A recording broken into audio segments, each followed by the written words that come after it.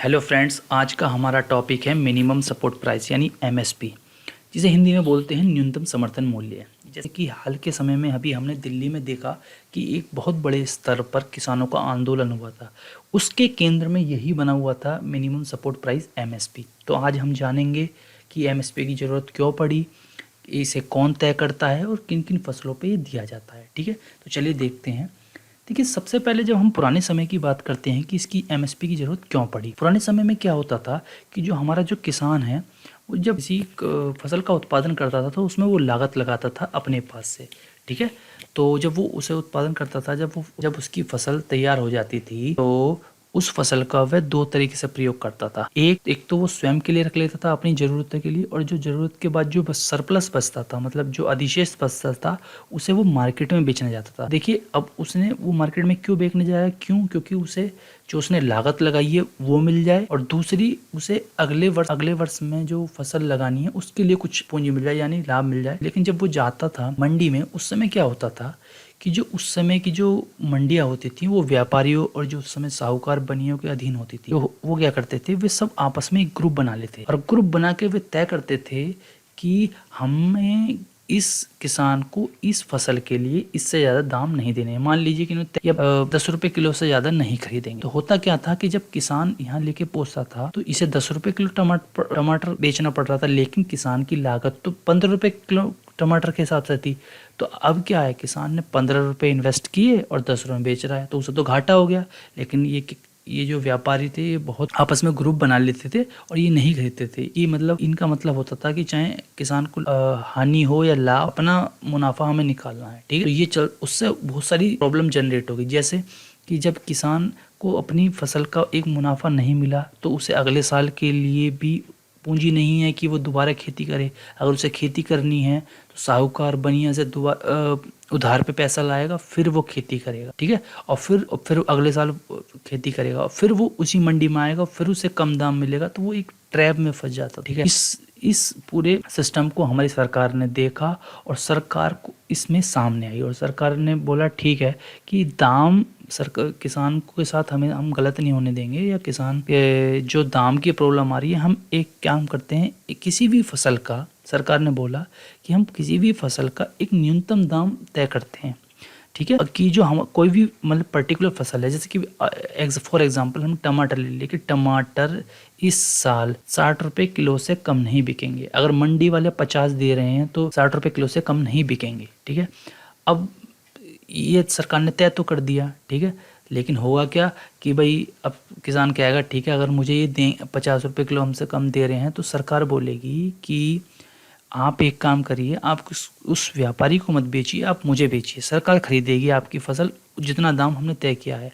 उससे होगा क्या कि जो किसान ने जो लागत लगाई है वो किसान को मिल जाएगी, और उस पर एक लाभ भी मिल जाएगा, जिससे वो नेक्स्ट ईयर पुनः फसल लगा सके। ठीक है, तो इस सरकार को फिर इंटरवेंशन हुआ, तो फिर ये व्यापारी क्या हुआ, व्यापारी भी इस चीज़ को देखने लगे कि हाँ भाई सरकार खरीद रही है, तो इन्होंने भी फिर किसानों को उतने दाम देने स्टार्ट कर दिए जितने एमएसपी सरकार तय करती थी। ठीक है, तो ये इस किसानों को इस ट्रैप से बचने के लिए, इस किसानों को इस पूरे जंजाल से बचाने के लिए सरकार एमएसपी घोषित करती है, एक मार्केट से रिस्क से बचाने के लिए। ठीक है, तो चलिए देखते हैं कि एमएसपी क्या है। जैसे पूरी स्टोरी से अगर आप समझ गए होंगे तो बिल्कुल आराम से परिभाषा इसकी समझ जाएंगे कि to protect the farmer from market risk, government of India announce MSP, न्यूनतम समर्थन मूल्य, for certain crop before each crop sowing season. मतलब कि जो बोने से पहले घोषित किया जाता है, जिससे आप तय कर सकें कि मार्केट में मैं उसे बेच पाऊंगा या नहीं बेच पाऊंगा। ठीक है, कि सरकार मुझे इसमें समर्थन मूल्य दे रही है नहीं दे रही है। ठीक है, तो ये होता है एमएसपी, कि किसानों को बाजारी जोखिम से बाहर निकालने के लिए भारत सरकार प्रत्येक फसल बुवाई सीजन से पहले कुछ फसल के लिए एमएसपी की घोषणा करती है, कुछ फसल के लिए, सर्टेन क्रॉप्स के लिए, ध्यान रखना, सर्टेन क्रॉप्स के लिए। ठीक है, इस पर सब डायरेक्ट क्वेश्चन नहीं बनेगा, अंडरस्टैंडिंग होनी चाहिए कि एमएसपी का मुद्दा या आप अखबार में पढ़ रहे हैं तो क्या हो। क्वेश्चन जो बनेगा कि इसे डिसाइड कौन करता है, डायरेक्ट क्वेश्चन बनेगा। मैं आपको दिखाऊंगा कि किस तरह से क्वेश्चन बनेगा। देखिए, डिसाइड होता है कि एग्रीकल्चर की जो हमारी मिनिस्ट्री होती है उसमें कमीशन बैठता है, उस कमीशन का नाम है commission for agriculture cost and price, कृषि लागत और मूल्य के लिए आयोग, ठीक है, CACP बोलते हैं। ये क्या करता है कि जो हमारी जो किसानों की लागत हुई है उसका अध्ययन करता है, ठीक है, और उस अध्ययन के अनुसार इस तरह से कीमतें तय करता है कि उसे एक उसकी लागत भी निकल जाए और उस पर एक मुनाफा मिल जाए, ठीक है।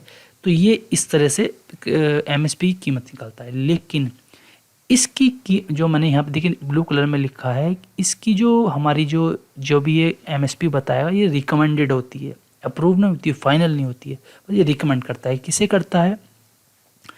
Cabinet committee on economic affair, ठीक है, कि आर्थिक मामलों पर कैबिनेट समिति, ठीक है, जिसके हमारे जो अध्यक्ष होते हैं हमारे प्राइम मिनिस्टर होते हैं, जैसे प्राइम मिनिस्टर नरेंद्र मोदी हैं तो इसके अध्यक्ष हमारे नरेंद्र मोदी जी हैं, और यही फाइनल अप्रूवल देते हैं इस CACP की जो रिकमेंडेशन है इस पर, कि जो CACP ने जो हमें MSP बताया है हमें उससे ऊपर तय करना है, नीचे तय करना है, या जो भी है, ये final approval cabinet committee on economic affair देती है, ठीक है। इसमें से बहुत क्वेश्चन पूछे जाते हैं दोनों कमेटी पे से कि रिकमेंड कौन करता है और अप्रूव कौन देता है। देखते हैं आगे, ठीक है। देखिए इसमें FRP फॉर शुगर लिखा है, वो आगे मैं एक्सप्लेन करने वाला हूँ, ठीक है।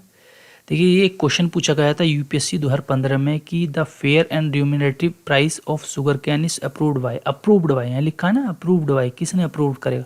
देखिए इन्होंने जो ऑप्शन है दोनों दिए हैं कि commission for agriculture cost and price CACP, तो cabinet committee on economic affair, और ये दिए हैं, और agriculture product marketing committee APMC, नहीं ये तो मंडी है। तो हमें क्या पता होना चाहिए? अप्रूव्ड आते ही तुरंत ये लगा दो, cabinet committee on economic affair, और अगर यहाँ रिकमेंडेड आता तो आंसर इसका भी होता। तो UPSC में पूछा गया था 2015 में, ठीक है।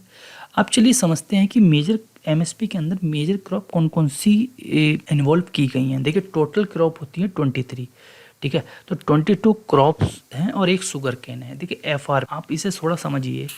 MSP में सरकार ने बोला था कि अगर MSP कीमतों से नीचे कोई व्यापारी आपको दाम देता है आपकी फसल का, तो आप चिंता मत कीजिए, आप सरकार को बेचिए, सरकार आपको MSP के बराबर दाम पर खरीदेगी आपकी फसल, ठीक है। लेकिन होता क्या है कि दोस्तों, कुछ 22 क्रॉप जो हम पढ़ेंगे वो तो फसल सरकार खरीद लेती है, लेकिन जो शुगर कैन होता है, जो गन्ना होता है, वो सरकार नहीं खरीद पाती। क्यों?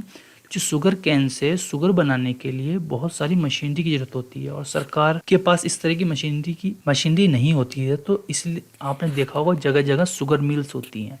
तो सरकार को फ्री ये लगा कि ये शुगर कैन जो है, जो हमारा जो गन्ना है, इसे शुगर मिल्स अपने हिसाब से ये ना कहीं ग्रुप बना लें दोबारा, फिर वही समस्या। तो इन्होंने बोला कि इसके लिए हम एक FRP होंगे, ये भी MSP है लेकिन इसे दूसरे नाम से बोला जाता है FRP, ठीक है। कि हम इतना दाम हम तय करेंगे, खरीदेंगे मिल्स उस दाम पे जो हम तय करेंगे, ठीक है, ठीक है। और जो हमारी जो अलग हैं 22 हैं, उससे सरकार तय भी करेगी और खरीदेगी। तो याद रखना, सबसे इम्पोर्टेंट क्वेश्चन बनता है कि जो FRP है किसके लिए होता है? शुगर केन के लिए, अदर क्रॉप्स के लिए। तो शुगर केन के लिए याद रखना, ठीक है। आगे देखते हैं अब जो मेन मुद्दा जिसमें क्वेश्चन पूछे जाते हैं कि इन 23 क्रॉपों में कौन कौन आता है, ठीक है, देख लेते हैं।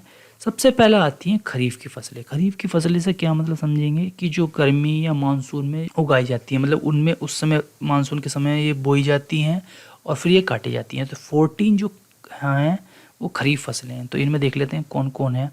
कपास, धान, ज्वार, बाजरा, मक्का, रागी, अरहर, मूंग, उड़द, मूंगफली में खोल, मतलब एक सेल्स होता है ये पीनट्स का, और सोयाबीन, सूरजमुखी, सीसम यानी तिल, और नाइजर सीड्स। देखिए एक तरह की ये, मतलब ये साउथ में इस्तेमाल की जाती है, तो उस पे ये खरीफ के फसलों पे इन चीज़ों पे दिया जाता है। इसमें सबसे ज़्यादा आप ये याद रखना कि कपास पे भी दिया जाता है, और कपास एक खरीफ फसल है, ठीक है। वो ऐसे भी क्वेश्चन लगा देते हैं कि कपास कौन सी फसल है, खरीफ या रबी। तो कपास ये रखना खरीफ की फसल है, उस पर MSP दिया जाता है, ठीक है। दूसरी हमारी होती हैं रबी की फसलें, जो क्या सर्दियों के मौसम में उगाई जाती हैं, सर्दी के मौसम में उन्हें लगाया जाता है खेतों में। तो इसमें क्या क्या है देख लीजिए। गेहूँ, जौ, चना, मसूर, सरसों और कुसुम, ठीक है। ये थोड़ा सा एक या दो बार आप देखेंगे तो आपको याद हो जाएगा। इसके बाद हम देखते हैं कि जो हमारी 3 फसलें हैं, देखिए 23 है ना हमारी, तो 14 और 6 20 हो गए, 3 बची हमारी, तो वाणिज्य नकदी फसलें इन्हें बोला जाता है। ये 3 तरह की हैं, jute, copra and sugar cane. देखिए शुगर कैन मैंने यहाँ भी लिखा है और इसमें FRP लिख दिया है, तो ये आप याद रखना, बहुत क्वेश्चन पूछे जाते हैं। चलिए देखते हैं ये जो हमारी फसलें हैं इनसे किस तरह क्वेश्चन बन सकते हैं। तो आप ये थोड़ा सा एक बार याद कर, दोबारा वीडियो को पीछे करके एक बार दोबारा रिपीट कर लेना ये, कि जो हमारी खरीफ फसलें हैं उनमें कौन कौन सी फसलें आ रही हैं, जो रबी हैं कौन कौन सी आ रही हैं, और वाणिज्य कौन कौन सी आ रही है। तो देख ले, इससे एक क्वेश्चन भी पूछा गया है। UPSC के जो प्री है 2018 में ये क्वेश्चन पूछा गया था कि जो देखिए यहाँ पे लिखा है, the cabinet committee on economic affair has announced the minimum support price for which of the above.